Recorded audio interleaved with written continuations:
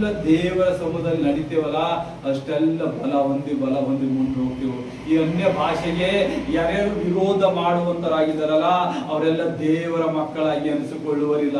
ಯಾಕಂದ್ರೆ ಒಂದು ಅವ್ರು ಸತ್ಯ ವೇದವಾದ್ರೂ ಕರೆಕ್ಟ್ ಆಗಿ ಓದಿಲ್ಲ, ಎರಡನೇದಾಗಿ ಅವ್ರು ಯಾರು ಅಷ್ಟು ಭಾರಿ ಗೈಡೆನ್ ಮಾಡುವಂತ ಪವಿತ್ರಾತ್ಮ ದೇವರು ಅವರನ್ನು ನಡೆಸ್ತಾ ಇಲ್ಲ. ಯಾವಾಗ ನೀನು ಅನ್ಯ ಭಾಷೆಯನ್ನು ತಿರಸ್ಕರಿಸಿದಂದ್ರೆ ಈ ಸತ್ಯ ವೇದವನ್ನು ದೇವರ ಆತ್ಮವನ್ನು ನೀನು ತಿರಸ್ಕರಿಸಿದಂಗ ಆಗುತ್ತದೆ. ಯಾಕಂದ್ರೆ ನೀನು ನಿಜವಾಗಿ ಓದೇ ಇಲ್ಲ, ನೀನು ನಿಜವಾದ ಪಾಸ್ಟರ್ ಎಲ್ಲ ಅಂತ ಅರ್ಥ. ಯಾಕಂದ್ರೆ ಅನ್ಯ ಭಾಷೆಗೆ ನೀನು ಪ್ರಭುತ್ವ ಕೊಟ್ಟಿಲ್ಲ ಅಂದ್ರೆ ನೀನು ಏನ್ ಕಾರ್ಯ? ದೇವರು ಏನ್ ಮಾಡ್ದ ನಾವು ನೋಡ್ತೇವೆ. ವಿಮೋಚಕಾಂಡ 12ನೇ ಸಂಧಿಯಲ್ಲಿ ನೋಡ್ತೇವೆ, ದೇವರು ಬರುವುದು, ಯಜ್ಞ ಮಾಡುವುದು, ದೇವರಿಗೆ ಶಿಲುಬೆ ಹಾಕುವುದು ಎಲ್ಲ ಆ ವಾಕ್ಯದಲ್ಲಿ ನಮಗೆ ಸಿಗುವಂತದಾಗಿದೆ. ಎಲ್ಲ ಫುಲ್ಫಿಲ್ಮೆಂಟ್ ಮಾಡುವಕ್ಕೆ ದೇವರು ಬಂದನ. ಅಲ್ಲಿ ಮೋಶೆ ಸೀನಾಯಿ ಪರ್ವತದ ಮೇಲೆ ಹೋಗಿ 12 ಕಮಾಂಡ್ಮೆಂಟ್ ತರ್ತಾನ. ಅದು ಅಭಿಷೇಕ ಯಾವುದು? ಅಗ್ನಿ ಸ್ತಂಭ, ಮೇಘ ಸ್ತಂಭ ಅವ್ರ ಮೇಲೆ ಏನಾಗ್ತದ? ಚಲಿಸುತ್ತಾ ಇರ್ತದ. ಆದ್ರೆ ದೇವರು ಯೇಸು ಕ್ರಿಸ್ತನು ಬಂದಾಗ ಏನ್ ಮಾಡ್ದ? ಪವಿತ್ರ ಆತ್ಮನೇ ನಿಮ್ಮಲ್ಲಿ ವಾಸ ಮಾಡುವಂತ ಮಾಡ್ದ.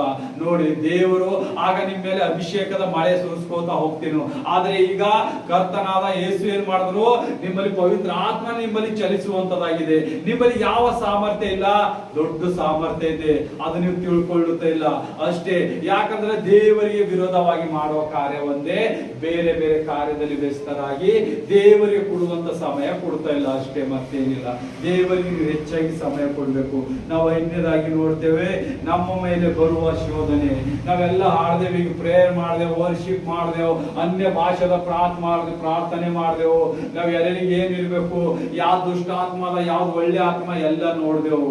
ಲಾಸ್ಟಿಗೆ ಏನ್ ಬರ್ತದ? ದೇವರ ಮಕ್ಕಳಾಗಿದೆ ಎಷ್ಟೆಲ್ಲ ಪ್ರಾರ್ಥಿಸ್ತಿ, ಎಷ್ಟೆಲ್ಲ ಅನ್ಯ ಭಾಷೆ ಆಡ್ತಿ, ಎಷ್ಟು ಜನಕ್ಕಾಗಿ ನೀನು ಪ್ರಾರ್ಥಿಸ್ತಿದ್ದೀನಲ್ಲ, ಮೊದಲನೇ ನಿನಗೆ ಶೋಧನೆಗಳು ಸ್ಟಾರ್ಟ್ ಆಗ್ತಾವ.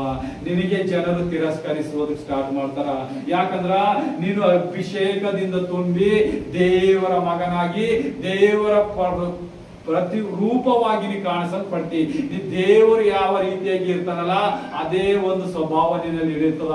ಅವಾಗ ನೀನು ಸುಳ್ಳು, ಮೋಸ ಇವೆಲ್ಲವನ್ನು ಹೇಸುವಂತಾಯ್ತಿ. ಅದಕ್ಕೆ ದುಷ್ಟಾತ್ಮನ ಏನ್ ಮಾಡ್ತಾನ? ನಿನ್ನ ಮಧ್ಯದಲ್ಲಿ ಯಾರು ಒಳ್ಳೆಯರು ನಿಲ್ಲಿಸುವುದಿಲ್ಲ.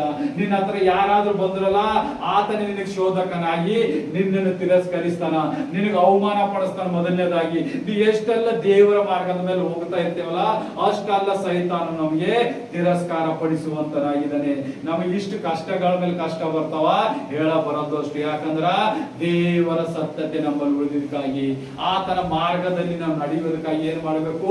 ಇದು ನಾವು ಕಟ್ಟಲ್ಪಡಬೇಕಾಗ್ತದೆ. ಆದ್ರೆ ನಮ್ಮ ಜೀವಕ್ಕೆ ಯಾವುದು ಹಾನಿ ಆಗೋದಿಲ್ಲ, ನಮಗೆ ಯಾವುದು ಕಡಿಮೆ ಬೀಳೋದಿಲ್ಲ.